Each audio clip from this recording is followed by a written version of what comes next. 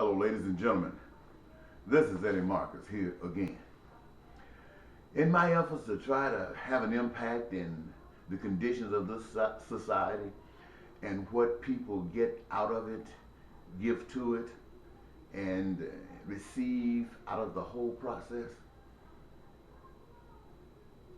I got some things I'd like to share with you because it's kind of something that's probably not unique, but it's a lesson that I learned. And you know, I've always wanted to be a success in anything I do.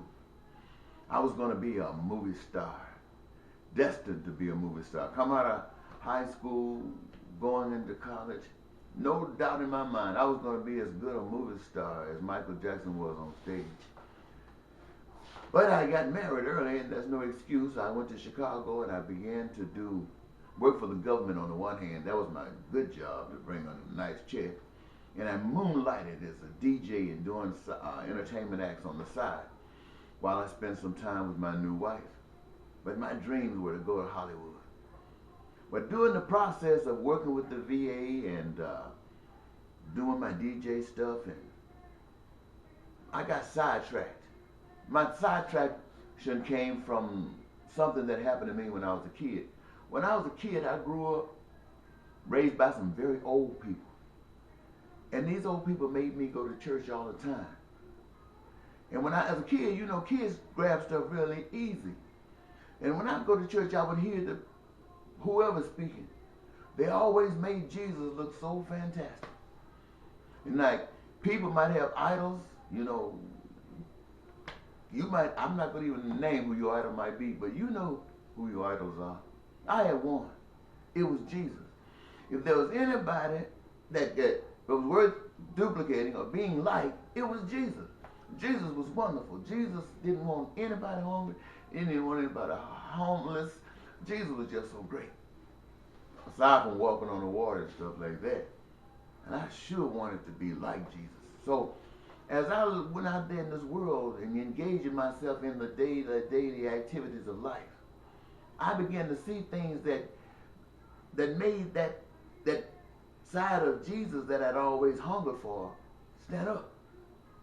I began to see that this stuff wasn't something that Jesus would be happy with. And I wasn't happy with it. So make a long story short, I decided to come down and make a difference in the world. I really didn't know how I was going to do it. But my ambition to be this great star and all of that, it had taken a back seat. And now my first wife, we had been married for about 10 years, and she liked the other guy, that ambitious guy, and so did I.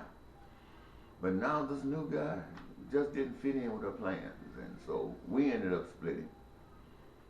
So in my efforts to learn, I found myself getting a chance to, between you and I joined the Navy because the Iranians had the hostages.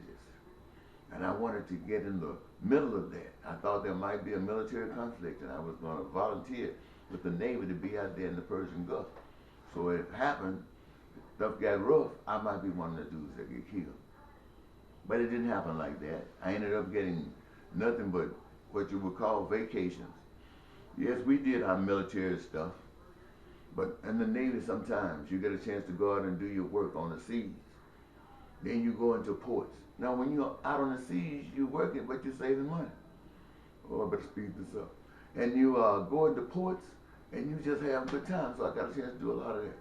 But what I wanted to say to you, ladies and gentlemen, is that here is something major I want you to understand, and I'm going to try to say it fast because I only got maybe another minute. Life is yours. But you got to know the difference. And until you wake up, you will never know life. And the stuff that we go through, it's because we don't know life and nobody seems to be telling us the right information. Let me just cut this off and see if I got some more time.